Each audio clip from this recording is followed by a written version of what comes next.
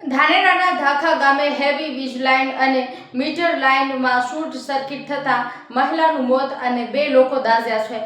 સ્થાનિકોએ જીઈબીની બેદરકારી બાબતે કર્યા આક્ષેપો। ધાનેરાના ધાખા ગામે કપુડી વિસ્તારમાંથી ધાનેરા જીઈબી બેદરકારીમાં વીજ શોર્ટ સર્કિટ થતાં એક મહિલાનું મોત થયું, જ્યારે 2 લોકો ઇજાગ્રસ્ત થયા છે। સંપૂર્ણ વાત કરવામાં આવે તો હેવી લાઇનના નીચે ઘરના મીટરનો વાયર પસાર કરવામાં આવેલ છે, જે વાયર પર પક્ષીઓ બેસે ત્યારે બંને વાયર એકબીજાને અટકી જાય છે।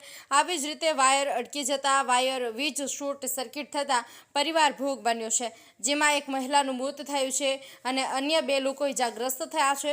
જો કે આ વીજ લાઇનના લીધે 4 વર્ષ પહેલા પણ એક વ્યક્તિનું મોત થયું હતું। સતત જીઈબીને રજૂઆત છતાં નક્કર કાર્યવાહી ન થતાં આ ઘટના બીજી વાર બની છે।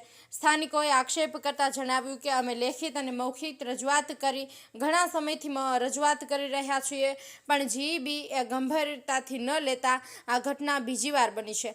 અનેકવાર શોર્ટ સર્કિટના કારણે અનેક પશુ પક્ષીઓના પણ મોત થયા છે, અનેક વીજ ઉપકરણ પણ બળી ચૂક્યા છે, છતાં આ ઘટના જીઈબીને દેખાતી જ નથી।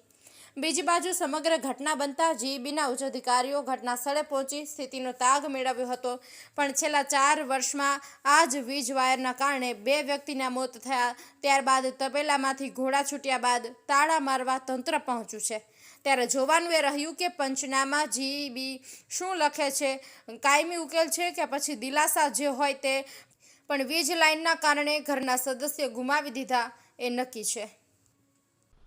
હવે જે આ ઘટના બની આ વિદ્યુત બોર્ડના બેદરકારીથી બની છે। અમારા મોંમાં દીકરા ભાઈના એક હમણાં 3 જણા દાગી ગયા હતા। વિદ્યુત બોર્ડની એલટી લાઇન અને મેઇન લાઇન બંને છેડા અડી જાય, માથે કબૂતર બે એટલે છેડા અડી જાય એટલે કોઈ પણ હોય તો એનું થઈ જાય શોર્ટ સર્કિટના કારણે તબેલામાં પંખા લાગેલા હતા, પંખાના શોર્ટના કારણે અને વીજ લાઇને ભેગી થવાના કારણે આ ઘટના બનીને 3 વર્ષ અગાઉ પણ એક 18 વર્ષનો યુવાન એક્સપાયર્ડ આ લાઇનને લીધે જ થઈ ગયો। રજૂઆત કરી પણ વિદ્યુત બોર્ડ કંઈ નક્કર પગલાં લેતી નથી। સમગ્ર ઘટના શું બની હતી?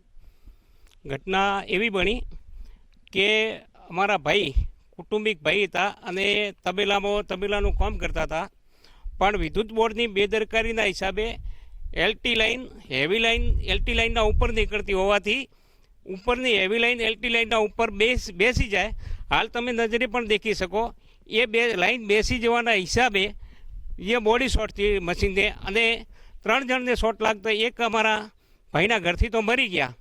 અને આ ઘટનામાં 3 વર્ષ અગાઉ પણ આવી ઘટના બનેલી અને એક 20 વર્ષનો યુવાન પૂજાભાઈ કેવદાભાઈનો છોકરો પણ મરી ગયો। અને વિદ્યુત બોર્ડને 3 વાર અરજીઓ આપવા છતાં લાઈન ખસેડવા માટે ઉપર લેવા માટે, તે છતાં આ વિદ્યુત બોર્ડવાળા કોઈ પણ કરતા નથી અને જઈએ તો અમને ઓછી પણ આપતા નથી।